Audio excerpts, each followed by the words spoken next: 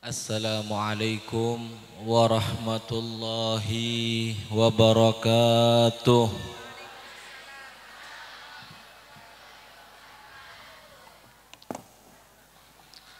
Alhamdulillah.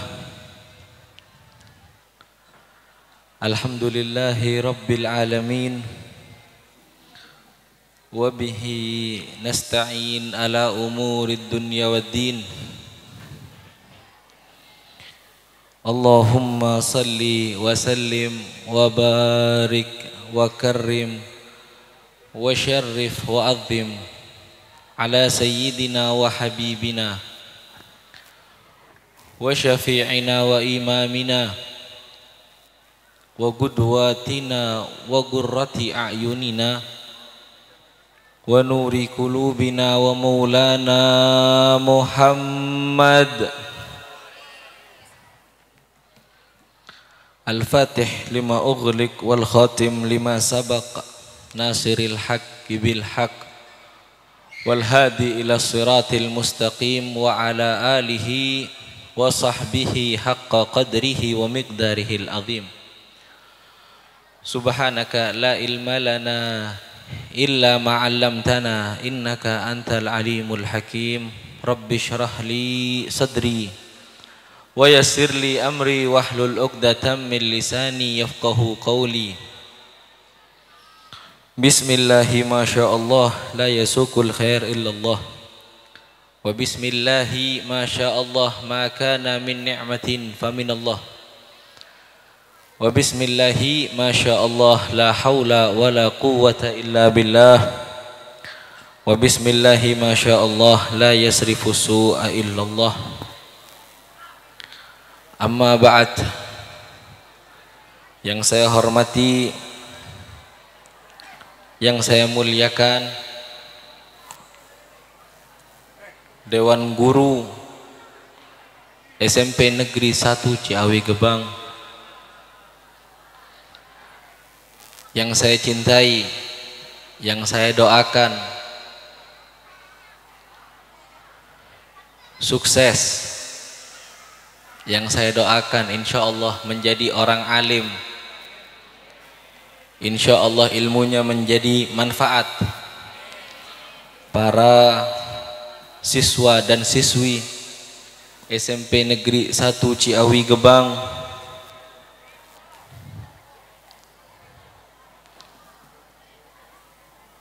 Insyaallah sekolahnya, gurunya, siswanya selalu diberkahi oleh Allah Subhanahu wa taala.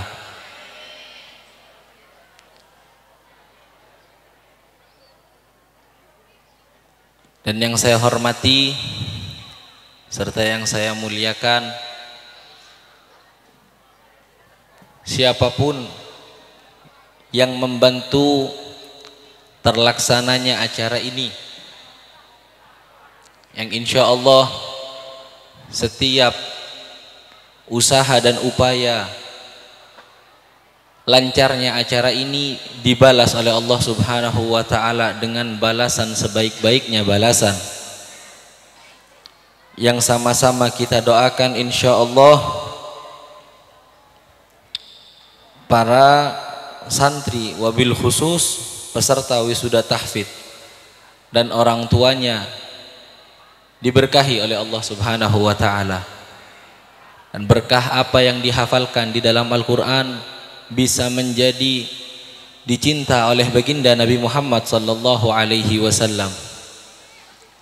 Karena setiap sesuatu yang berhubungan dengan Al-Quran pasti menjadi mulia. Apapun yang berhubungan dengan Al-Quran pasti menjadi mulia. Naam. Malaikat Jibril alaihi salam, malaikat yang Allah tugaskan untuk mengantarkan Al-Quran ketika diturunkan ke muka bumi ini, satu-satunya malaikat yang berhubungan langsung dengan Al-Quran, maka malaikat Jibril menjadi malaikat yang paling mulia di antara malaikat, sampai digelari Ruhul Amin. Nabi Muhammad sallallahu alaihi wasallam seorang nabi yang diturunkan kepadanya Al-Qur'an.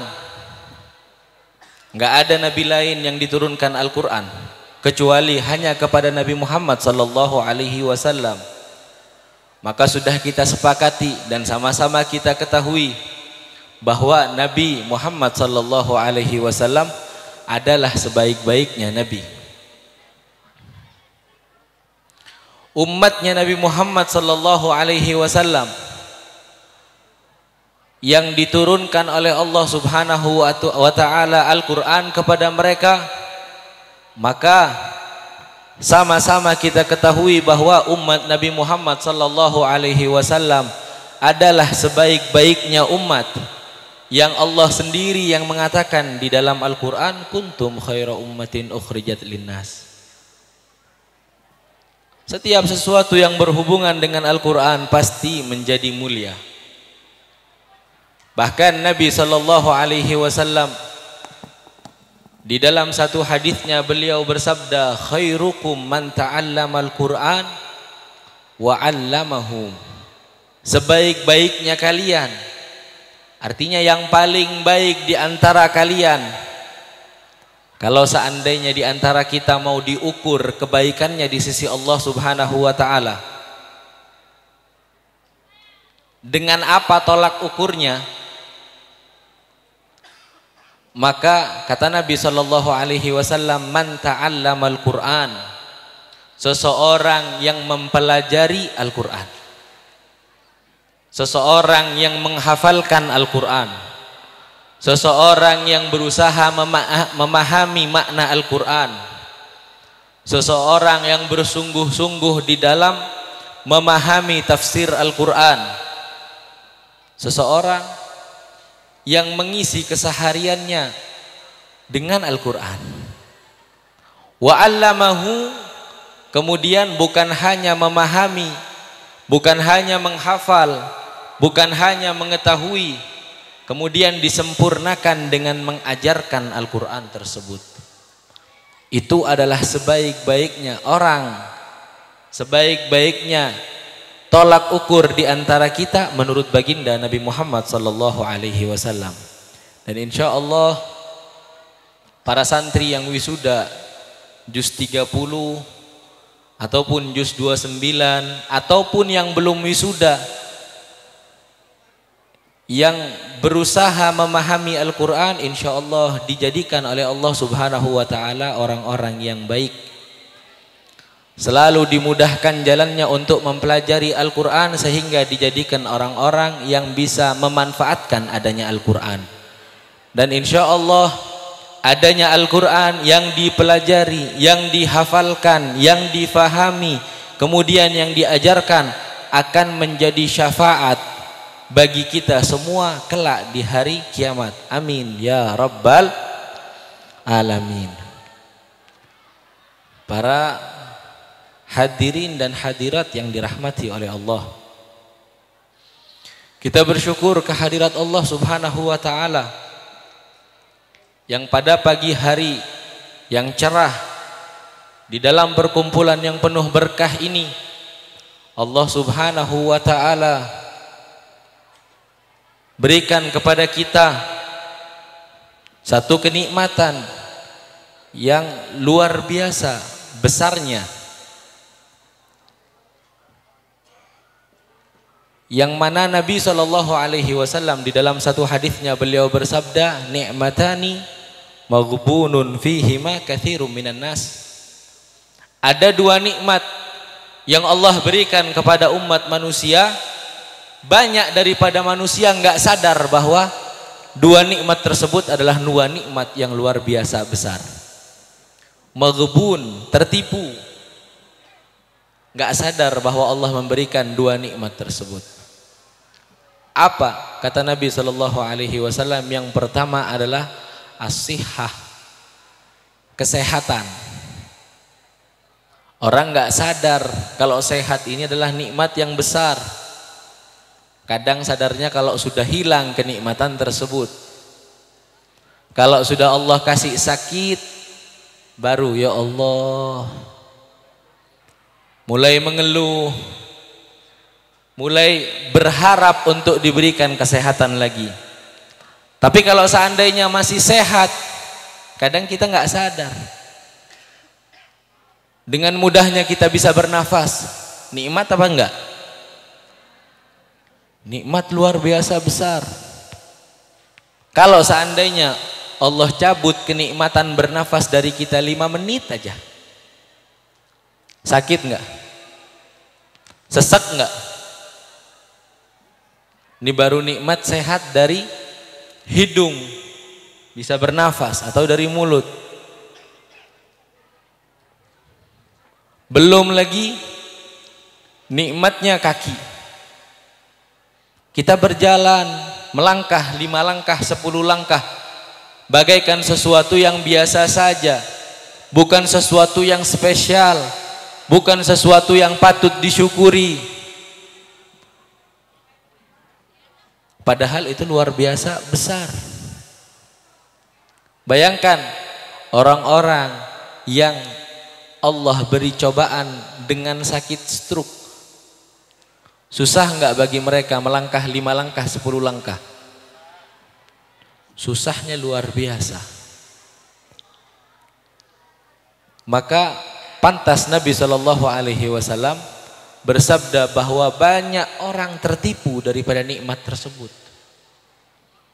Kalau seandainya orang sadar terhadap nikmat yang Allah berikan, kemudian dengan sadarnya dia mau bersyukur kepada Allah Subhanahu wa taala, maka nikmat tersebut bisa dijadikan sebagai satu bekal untuk bisa mendekatkan diri kepada Allah, untuk bisa meninggikan derajat di sisi Allah, untuk bisa mendapatkan tambahan nikmat dari Allah Subhanahu wa taala, yang dengan syukurnya kita kepada nikmat yang Allah berikan, dengan janji Allah Subhanahu wa taala akan disempurnakan nikmat tersebut. Allah Subhanahu wa taala di dalam Al-Qur'an beliau berfirman, la in syakartum la azidannakum. Kalau kalian bersyukur terhadap nikmat yang aku berikan, la azidannakum, aku akan tambahkan nikmat tersebut, aku akan sempurnakan nikmat tersebut. Wala in kafartum, dan ketika kalian kufur terhadap nikmatku, ketika kalian tidak bersyukur terhadap nikmatku, inna adzabi lasyadid, sesungguhnya adabku, siksaku, cobaanku sangatlah pedih, kata Allah Subhanahu wa taala.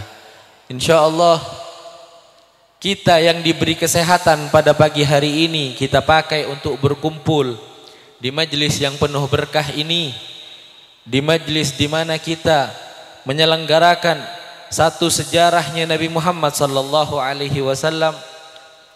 Insyaallah sebagai bentuk syukur kita, dan insyaallah dengan syukur tersebut Allah Subhanahu wa taala tambahkan kenikmatannya kepada kita. Amin ya rabbal alamin.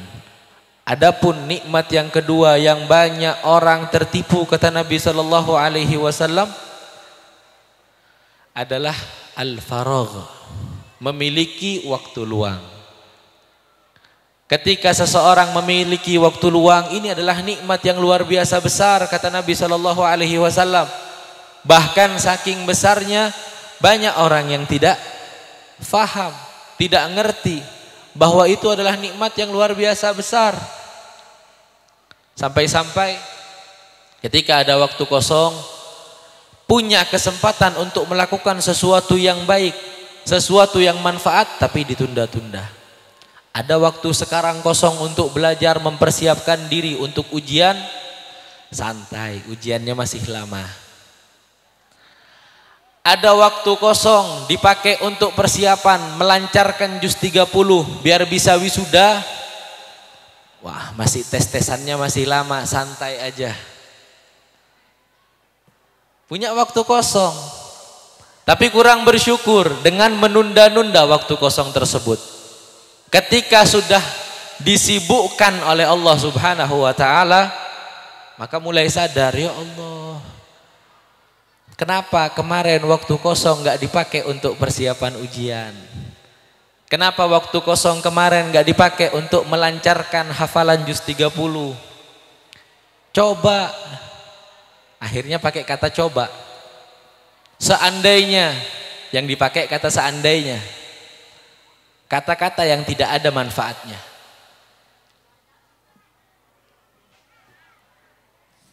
Seandainya, kenapa? Supaya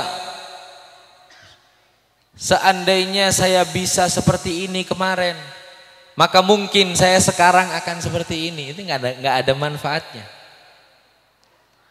Kenapa saya kemarin pakai waktu seperti ini, padahal seandainya saya seperti ini, nggak ada manfaatnya. Ini kata-kata yang tidak ada faedahnya. Banyak waktu kosong disia-siakan sehingga ketika telah dicabut nikmat tersebut oleh Allah Subhanahu wa taala, maka mulai berpikir, ya Allah, nyeselnya. Coba saya pakai kemarin untuk hafalan, mungkin saya bisa ikut wisuda bersama teman-teman saya yang wisuda yang lainnya. Maka benar kata Nabi SAW bahwa banyak orang tidak sadar, banyak orang lalai bahwa dua nikmat tersebut adalah dua bekal yang besar yang bisa dipakai untuk meraih kesuksesan, baik di sisi Allah Subhanahu wa taala ataupun sukses di dunia ini. Waktu yang kosong bisa kita manfaatkan untuk belajar. Waktu kosongnya kita bersamaan dengan sehatnya kita bisa pakai untuk menambah ilmu, menambah pengalaman, menambah kenalan, memanfaatkan momen-momen yang ada di dalam hidup kita untuk menjadi pribadi yang lebih baik. Akan tapi maghbunun, kata Nabi SAW, tidak sadar, tertipu, sehingga ketika telah dicabut oleh Allah Subhanahu wa taala, tanpa sadar akan penuh penyesalan. Termasuk nikmat yang Allah berikan kepada kita, alhamdulillah pagi hari ini Allah berikan kesehatan kepada kita. Allah berikan waktu luang untuk kita bisa hadir di majelis yang penuh berkah ini, di perkumpulan yang penuh berkah ini. Insya Allah dengan perkumpulan yang penuh berkah ini bisa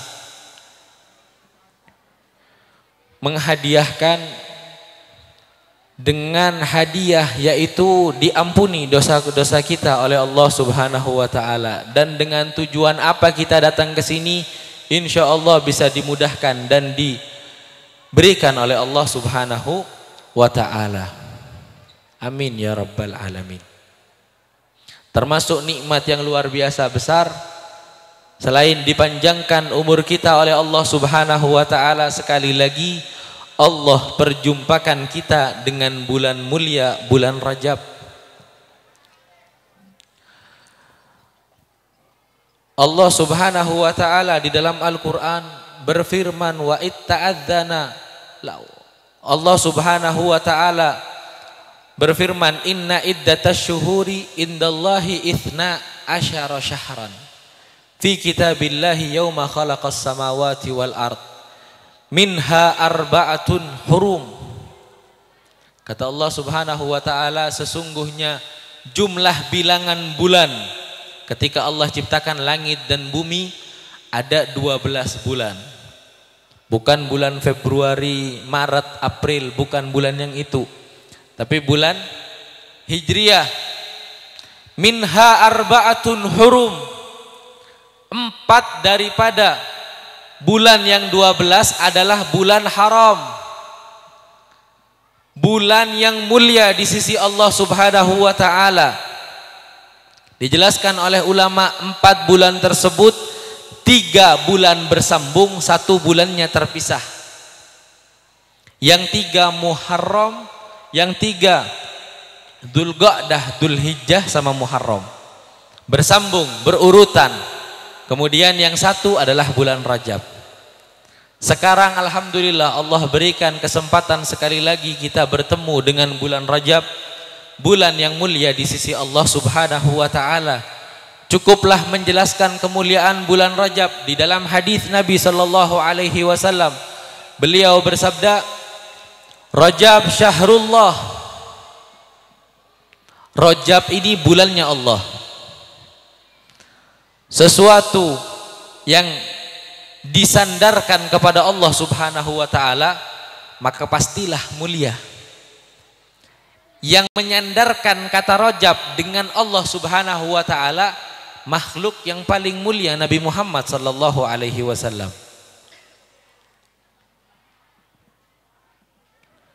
Rajab bulannya Allah.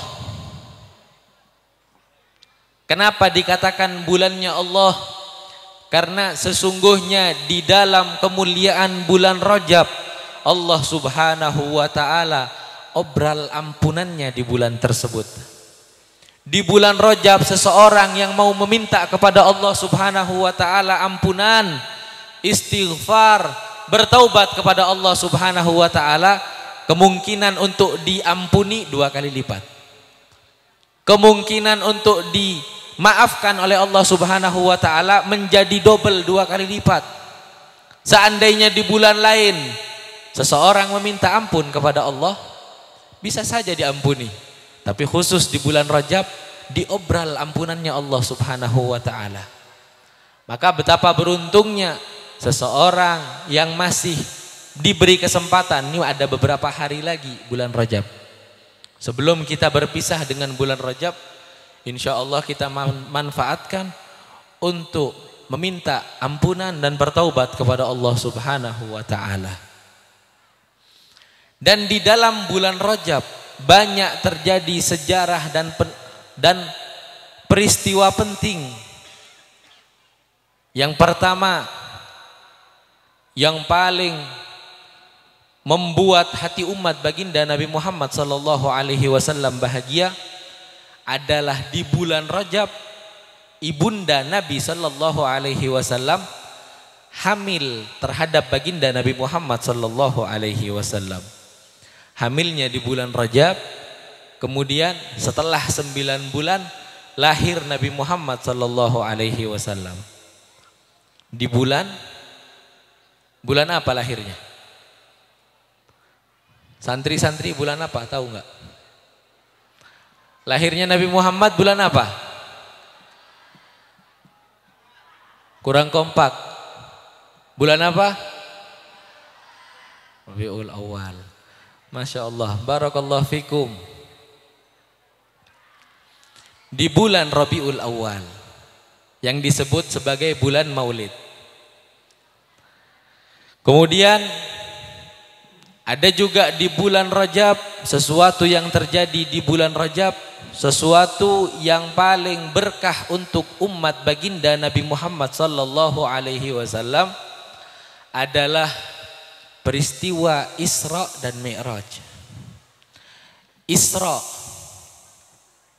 adalah diambil dari kata asra.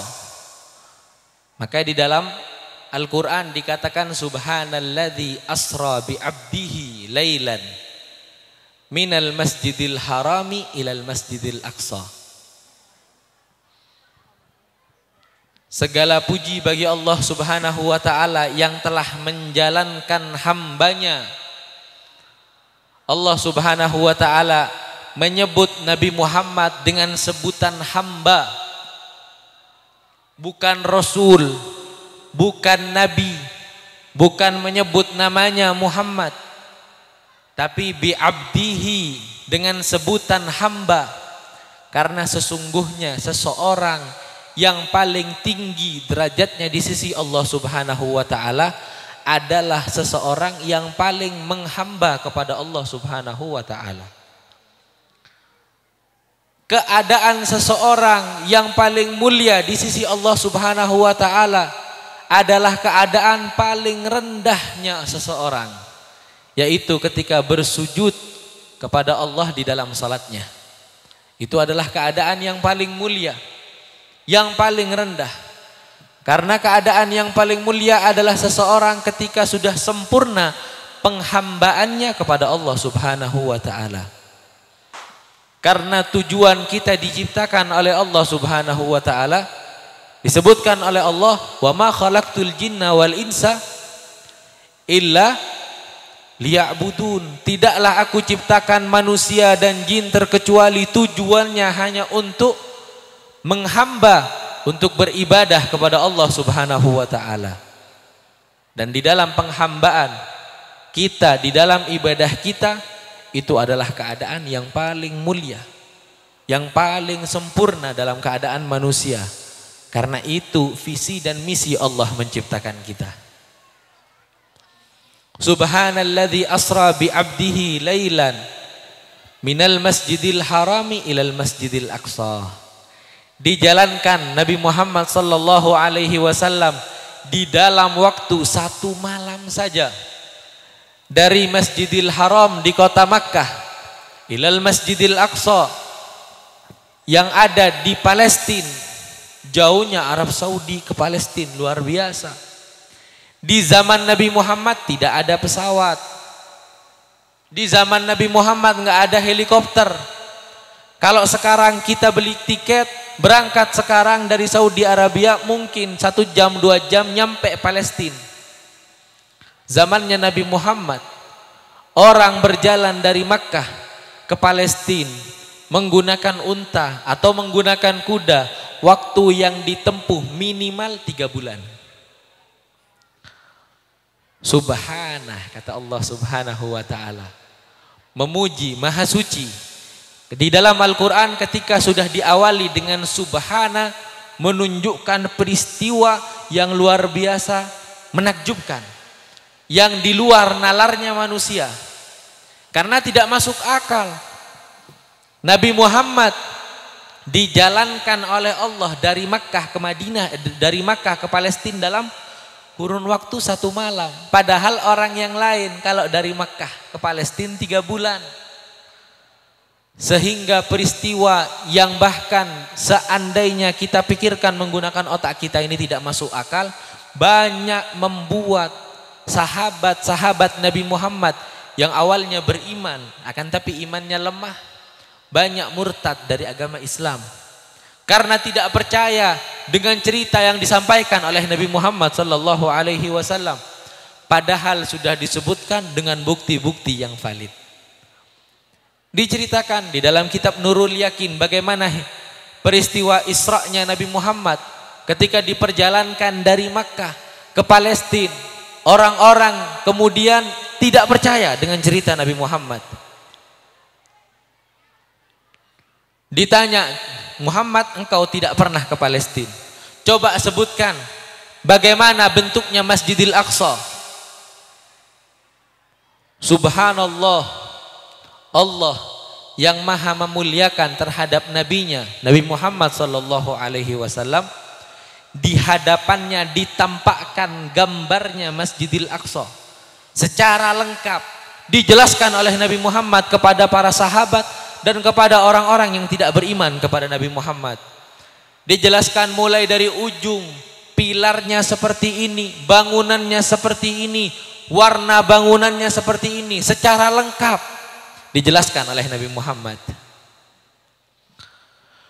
Kemudian sahabat yang lain ada yang berkata,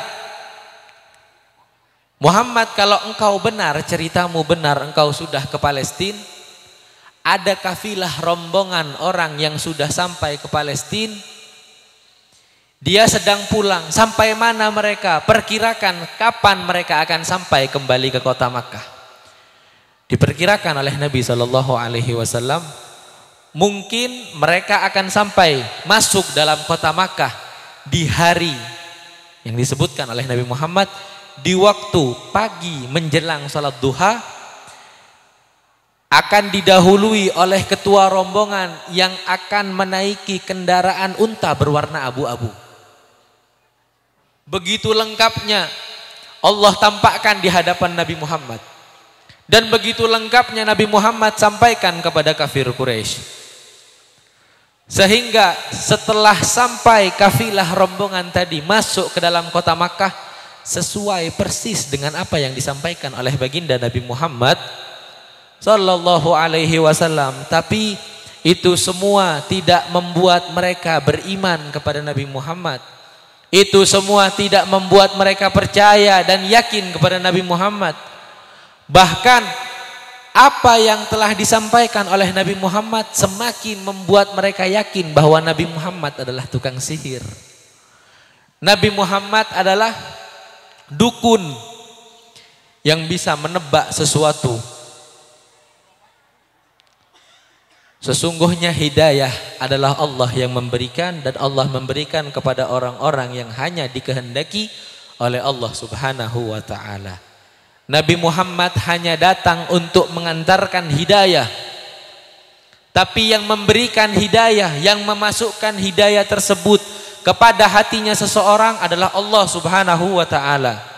Seandainya Nabi Muhammad mampu memberikan hidayah kepada seseorang, maka niscaya keluarganya seperti Abu Lahab, Abu Jahal akan pasti masuk ke dalam agama Islam dan beriman kepada Nabi Muhammad. Mereka keluarganya Nabi Muhammad.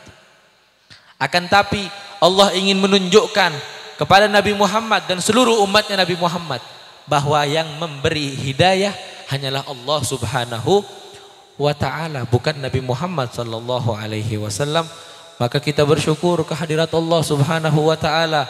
Walaupun kita tidak berjumpa dengan Nabi Muhammad, walaupun kita tidak pernah memandang Nabi Muhammad, walaupun kita tidak pernah melihat wajahnya Nabi Muhammad, kita tidak pernah mendengar suaranya Nabi Muhammad, tapi kita dipilih oleh Allah Subhanahu wa ta'ala orang-orang yang mendapatkan hidayah sehingga menjadi orang yang beriman kepada Nabi Muhammad sallallahu alaihi wasallam. Dan kita minta sama Allah Subhanahu wa ta'ala, semoga Allah tetapkan hidayah tersebut di dalam hati kita, sehingga kita sebagaimana dihidupkan dalam keadaan iman kepada Nabi Muhammad, kita dimatikan oleh Allah Subhanahu wa ta'ala dalam keadaan husnul khatimah, beriman kepada Nabi Muhammad sallallahu alaihi wasallam. Amin ya rabbal alamin. Setelah Nabi Muhammad Isra dari Makkah ke Baitul Maqdis, ke Masjidil Aqsa, setelah sampai di Masjidil Aqsa, dimi'rajkan oleh Allah Subhanahu wa ta'ala, diangkat oleh Allah Subhanahu wa ta'ala, diperjumpakan dengan zatnya Allah Subhanahu wa ta'ala. Walaupun sebagian ulama mengatakan bahwa tidak langsung bertemu dengan zatnya Allah, akan tapi jumhur kebanyakan ulama mengatakan bahwa zatnya Nabi Muhammad langsung berjumpa berhadapan dengan Allah Subhanahu wa ta'ala. Yang mana dengan Mi'raj tadi menghadiahkan hadiah oleh Allah Subhanahu wa ta'ala untuk umat Nabi Muhammad, hadiah salat 5 waktu. Salat 5 waktu ini hadiah dari Allah untuk umat Nabi Muhammad.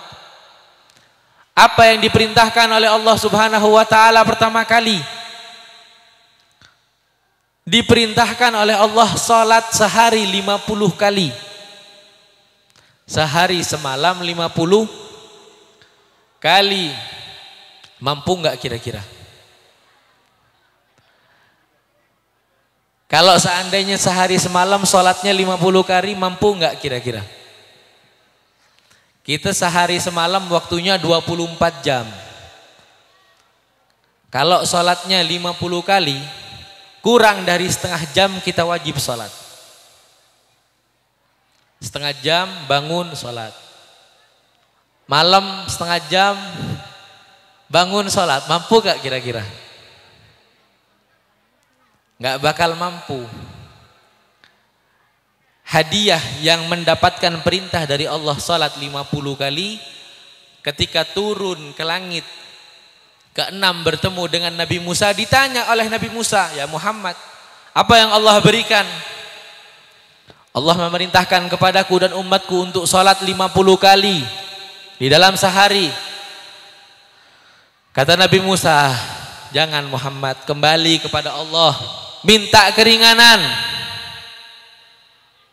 Aku yang diutus kepada Bani Israel, orangnya besar-besar, orangnya kuat-kuat, nggak bakal mampu sholat 50 kali sehari.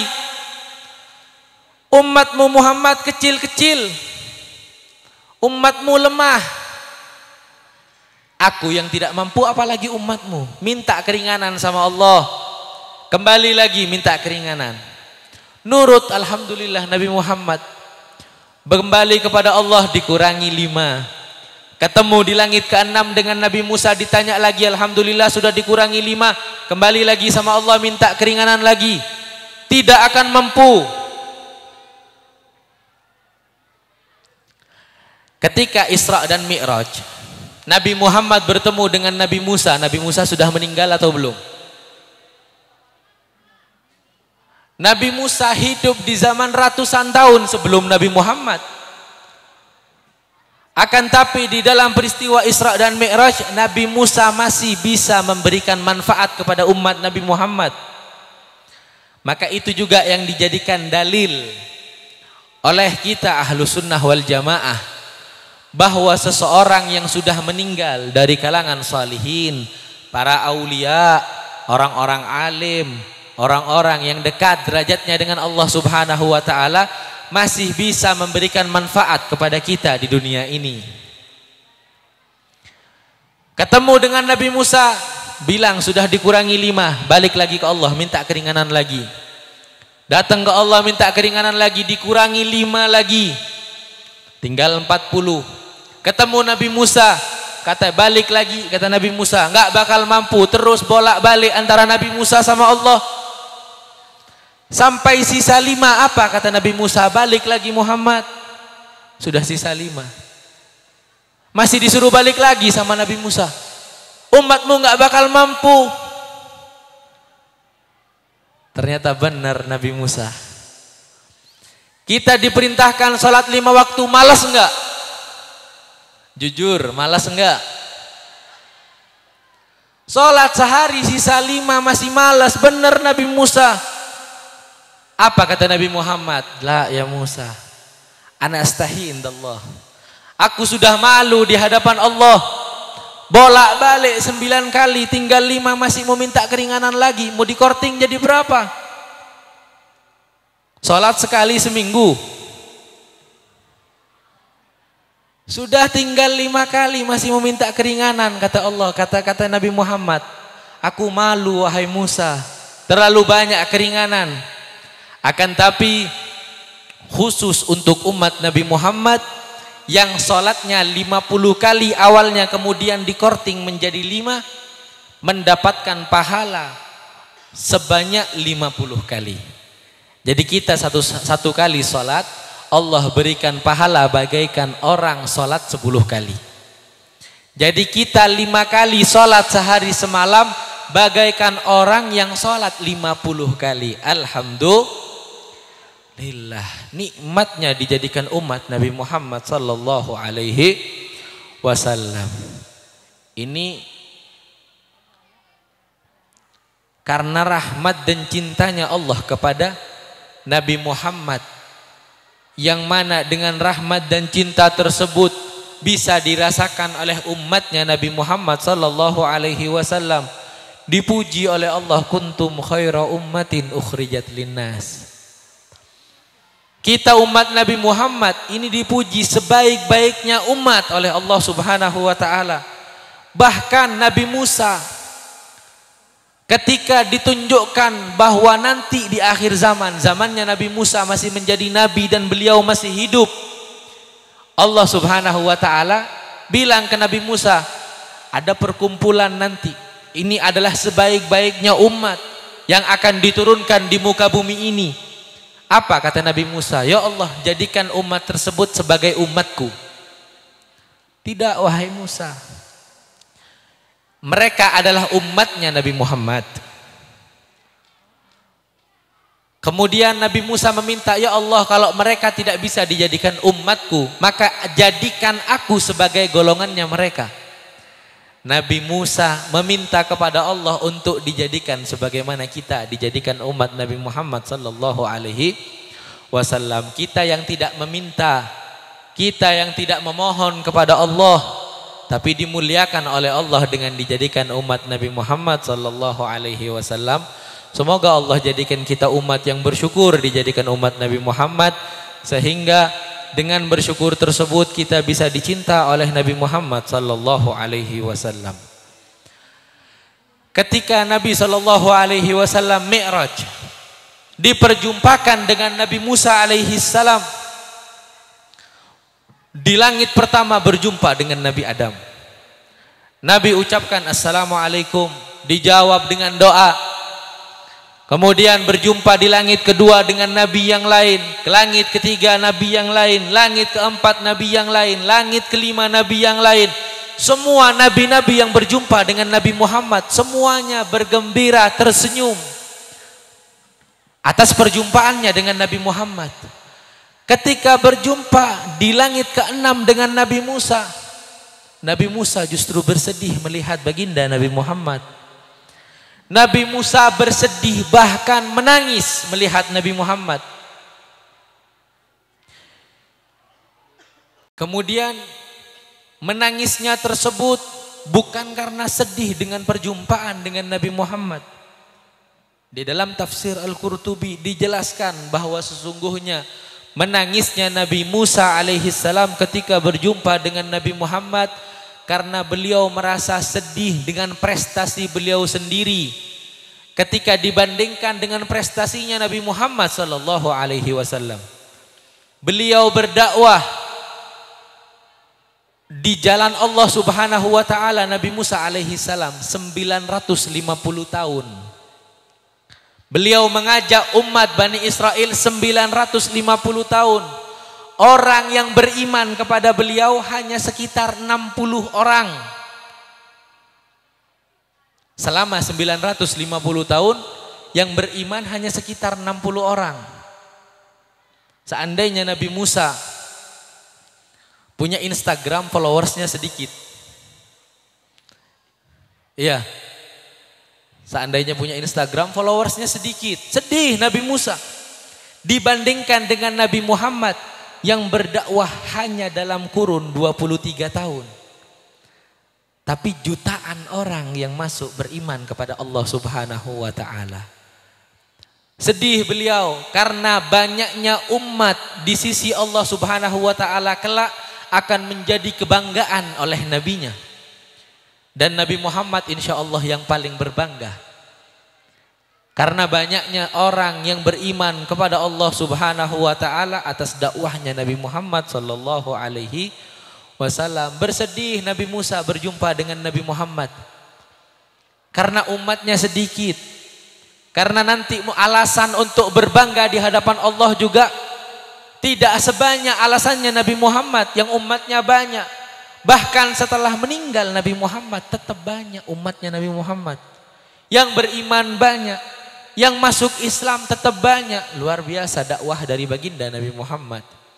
Akan tapi walaupun dalam keadaan sedih, Nabi Musa tetap memberikan manfaat, yaitu dengan nasihatnya kepada Nabi Muhammad untuk meminta dikurangi sholat dari 50 menjadi 5, yang sekarang menjadi satu ibadah yang paling afdol untuk umat Nabi Muhammad, yang paling berkah untuk umat Nabi Muhammad, yang mana dengan salat tersebut seseorang bisa semakin dicinta oleh baginda Nabi Muhammad sallallahu alaihi wasallam. Insyaallah dengan ada momentum Isra dan Mi'raj ini kita dijadikan oleh Allah orang-orang yang sadar betapa pentingnya salat.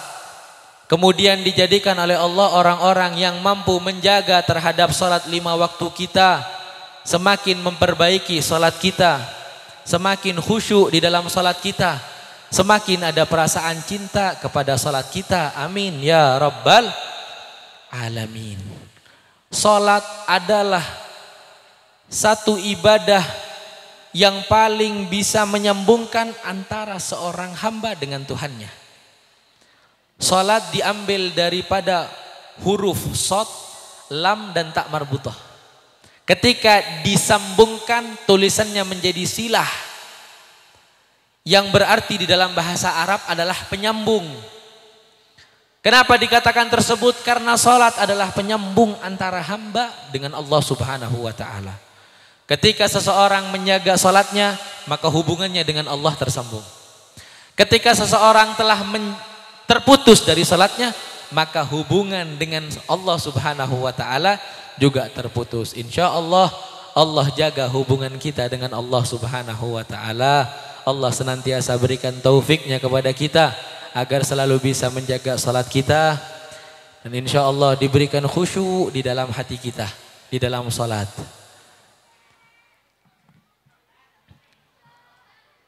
Yang mana dengan salat tadi bukan hanya menyambung antara seorang hamba dengan Allah Subhanahu wa taala, akan tapi menyambung antara kita dengan Nabi Muhammad sallallahu alaihi wasallam.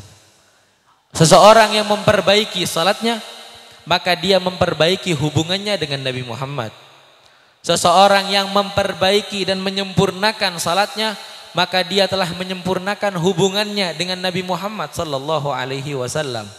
Dan seseorang yang selalu senantiasa menjaga salat, dia akan dijaga oleh Allah Subhanahu wa taala dari gerak-geriknya, dari perkataannya, dari perbuatannya. Seseorang yang memperbaiki salatnya akan diperbaiki akhlaknya. Seseorang yang memperbaiki salatnya akan diperbaiki adabnya. Dan seseorang yang telah baik adab dan akhlaknya, insyaallah akan menjadi satu alasan yang paling penting untuk mendapatkan cinta baginda Nabi Muhammad sallallahu alaihi wasallam. Insyaallah dengan perkumpulan kita pada pagi hari yang berkah ini, insyaallah Allah mudahkan kita untuk mendapatkan cinta baginda Nabi Muhammad sallallahu alaihi wasallam. Tidaklah kita keluar daripada tempat ini terkecuali Allah ampuni dosa-dosa kita. Allah berkahkan kehidupan kita. Allah lancarkan rezeki kita.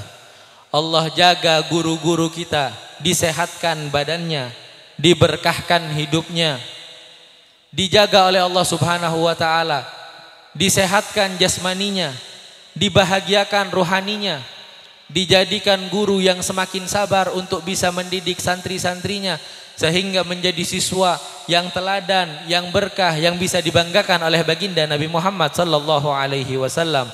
Amin ya rabbal alamin.